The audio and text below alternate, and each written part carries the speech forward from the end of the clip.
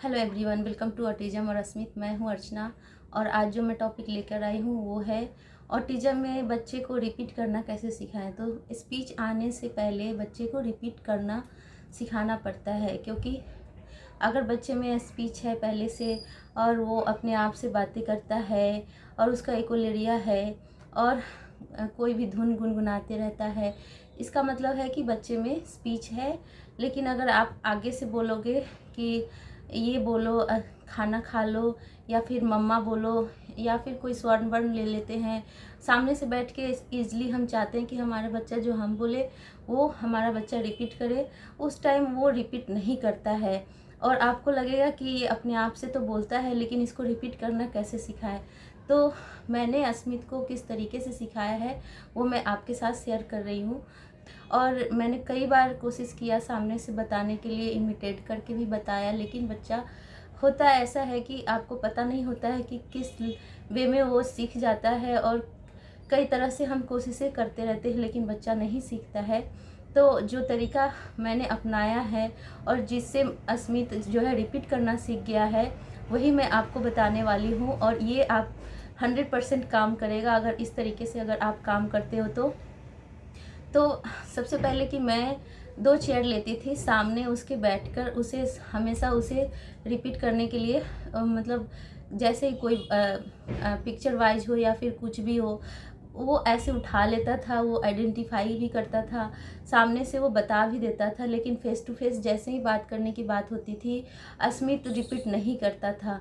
तो ज़्यादा मैं ये कोशिश में होती थी कि कैसे सिखाऊं। तो मतलब ऐसा हुआ एक बार कि जैसे ही मैंने मतलब कोशिश ही किया था उस दिन भी कि सामने अस्मित बैठा हुआ था और उसका फिंगर जैसे ही मैंने उसका हाथ उठाकर और अपनी तरफ रख के और उसका जैसे वो देख रहा था मुझे, जैसे ही मैंने उसको टच करवाया वो मुझे देख रहा था, मैंने उसको बोला आ।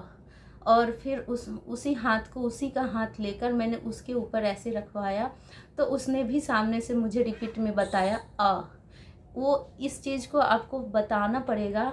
उसका हाथ लेकर सामने से ऐसे टच करवाया तो वो बोलना शुरू कर दिया। तब मुझे विश्वास नहीं हुआ कि इतना दिन से मैं कोशिश कर रही थी और अचानक से ये रिपीट करने लगा।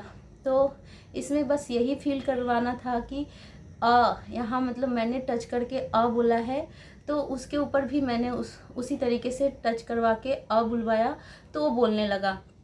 तो उसके बाद मैंने यहाँ पे चिन के पास भी कई बार उसको ऐसे फिंगर रख के मैंने 2 वर्ड, 1 वर्ड बोलना शुरू किया, आम। तो उसके चिन पर भी वही फिंगर रख के और मैंने बुलवाया आम।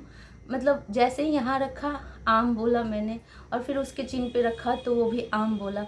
तो इस तरीके से मैंने उसको रिपीट करना सिखाया। मैंने यहाँ पे रख के मम्मा बुलवाया, तो फिर उसने भी ऐसे मतलब उसके हाथ से भी वो कई बार मम्मा बोलता भी था लेकिन मुझे देख के नहीं बोलता था। उस टाइम रिपीट में ही मैंने उसे मम्मा बुलवाना सिखाया था, तो वो मुझे देख के मम्मा बोला था। मुझे बहुत खुशी भी हुई थी इस बात की और मैं उस दिन काफ़ी ज़्यादा खुश हुई थी। मैं मतलब कई तरह की चीज़ें लेकर किचन से आई और उस तरीके से उससे बुलवाया और उस दिन मुझे बहुत ज़्यादा खुशी हुई, क्योंकि बहुत दिनों से मैं मेहनत कर रही थी और अस्मित जो है रिपीट नहीं कर रहा था, सामने से कोई बात नहीं बोलता था। जब मैं भी मतलब ये खुशी, अगर आपका बच्चा इस तरीके का है, अचानक से वो बोलना शुरू करता है, तो आपको पता होगा कि कैसा फील होता है। तो मुझे भी उस दिन बहुत ज़्यादा खुशी मिली थी और ये अनुभव मैं आप लोग के साथ शेयर कर रही हूँ। शायद आपको इससे कोई फ़ायदा मिले, इसीलिए मैं आपके साथ ये बात शेयर कर रही हूँ। और ये आप ज़रूर करके देखना, आपके बच्चे के साथ भी ऐसा करोगे।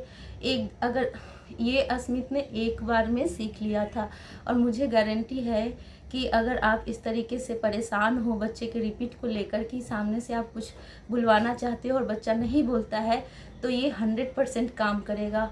और ये इसकी फुल गारंटी है। मुझे लगता है ये सबसे आसान तरीका है बच्चे के साथ रिपीट करवाना, और ये चीज़ मतलब पर्सनल अनुभव है, इसलिए मैं आपके साथ शेयर कर रही हूँ। और इस बात को आप बहुत ध्यान से समझना और इस बात को ज़रूर अपने बच्चे के साथ करना, अगर बच्चा आपका रिपीट नहीं करता है तो।